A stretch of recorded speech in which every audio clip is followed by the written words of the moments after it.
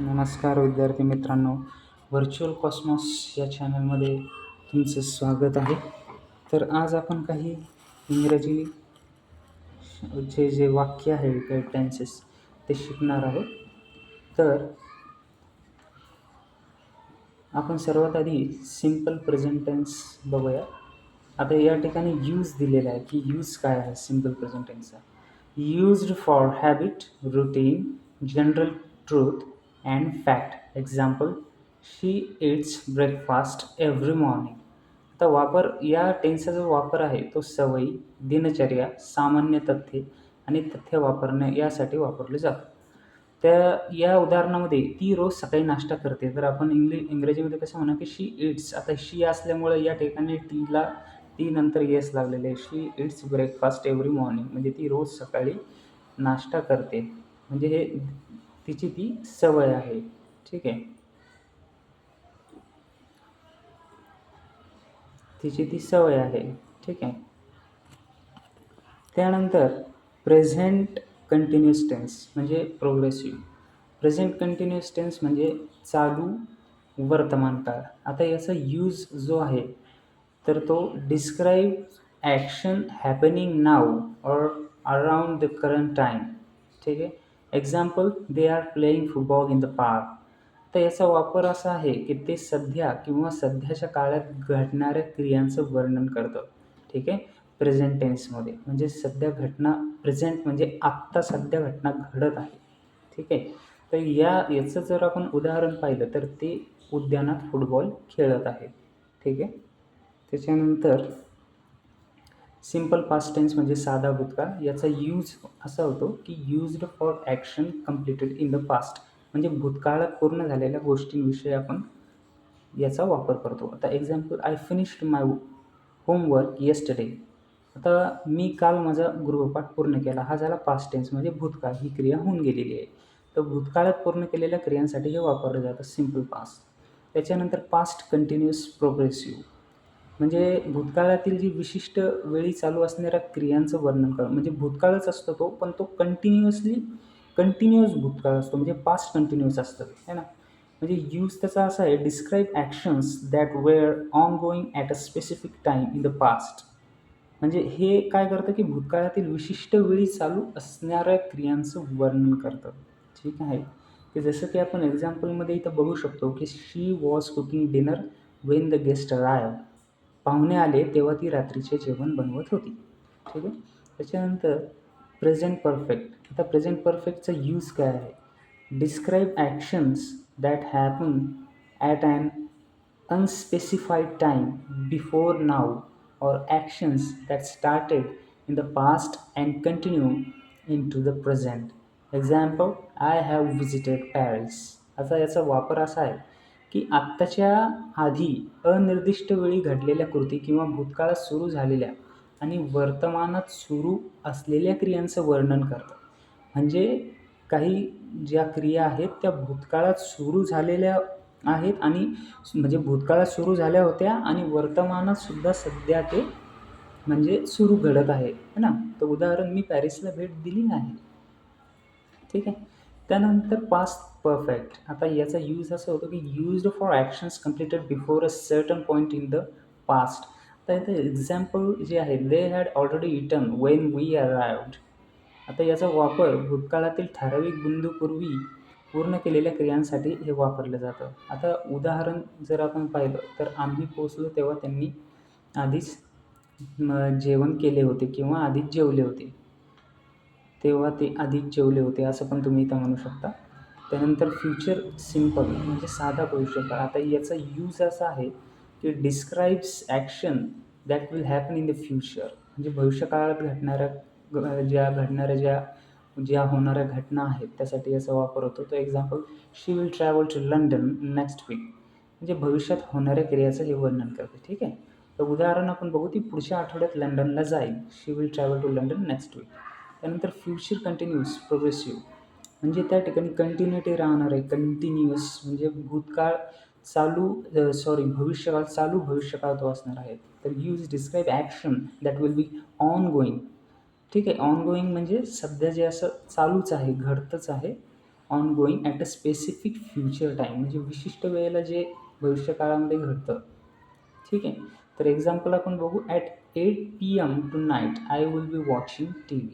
म्हणजे काय की आज रात्री 8 वाजता मी TV पाहणार आहे किंवा पाहत असेल. ठीक आहे. तर याचा वापर विशिष्ट भविष्यकाळात चालू असलेल्या क्रियांचं वर्णन करण्यासाठी केला जातो. ठीक आहे. नंतर फ्युचर परफेक्ट जो आहे, आता याचा यूज असा आहे की describes action that will be completed before a specific point in the future. Example, bye the time you arrived I will have finish my work.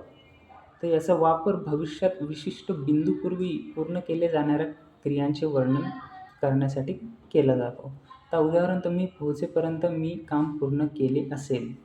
ठीक आहे. तर इथं तुम्ही म्हणू शकता, by the time you arrived I will have finished my work. तर present perfect continuous हा progressive आहे. आता याच्यामध्ये यूज याचा असा आहे की describe action that started in the past and continue into the present or have just stopped. आता एक्झाम्पल जे आहे, he has been studying for 2 hours. आता भूतकाळात सुरू झालेल्या किंवा सुरू असलेल्या किंवा नुकत्याच थांबलेल्या क्रियांचं वर्णन करत आहे. ठीक आहे. तर या उदाहरणार्थ आपण जर बघितलं की तो 2 तासापासून अभ्यास करत आहे. He has been studying for 2 hours. आता इथं हॅज यासाठी घेतलं आहे, इथं ही आलं आहे ना. आता ही आल्यामुळं आपण काय केलं आहे की हॅज घेतलेलं आहे. ठीक आहे. आता इथं शी जरी आलं असतं तरी पण आपण इथं हॅजच घेतलं असतं. ठीक आहे.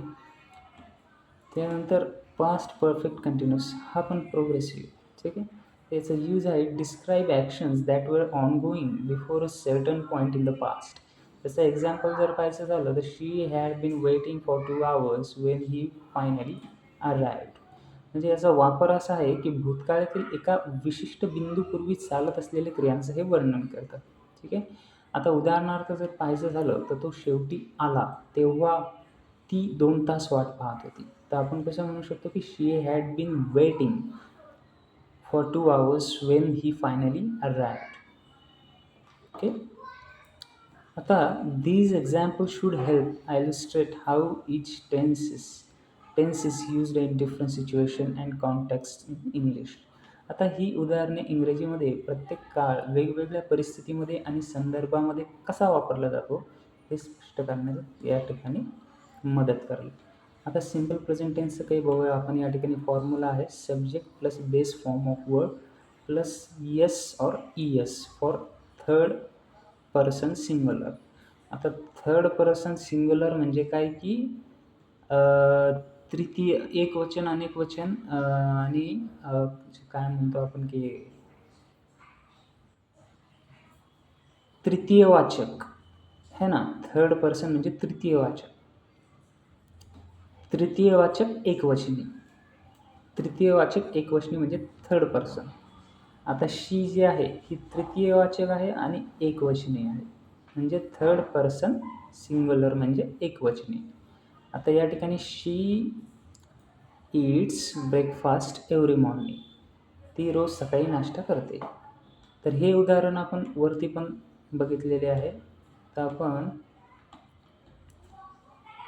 हे फॉर्म्युला, काही फॉर्म्युलेज आहे इथं, tenses with formulas. Tenses denote the time of action. They show when the work is done. They are present tense, past tense and future tense.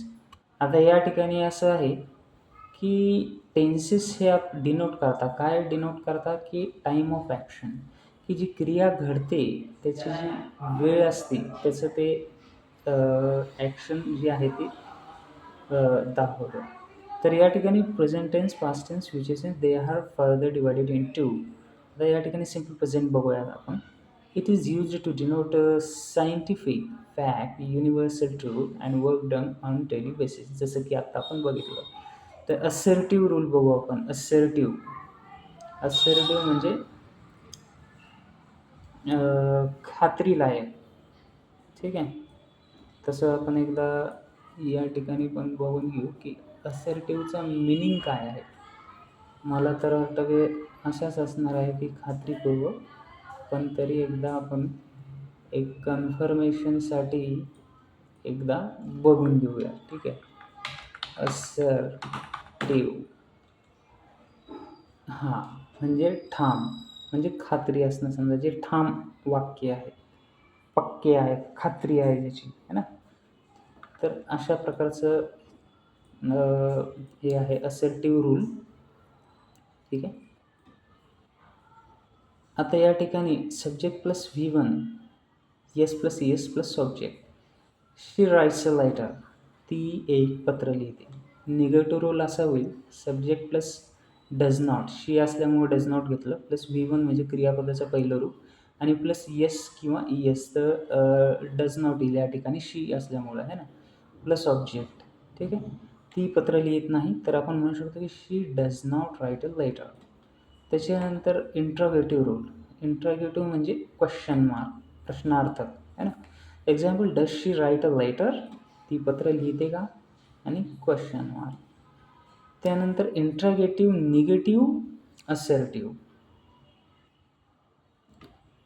तर यामध्ये does plus subject plus not plus V1 plus yes किंवा yes plus object.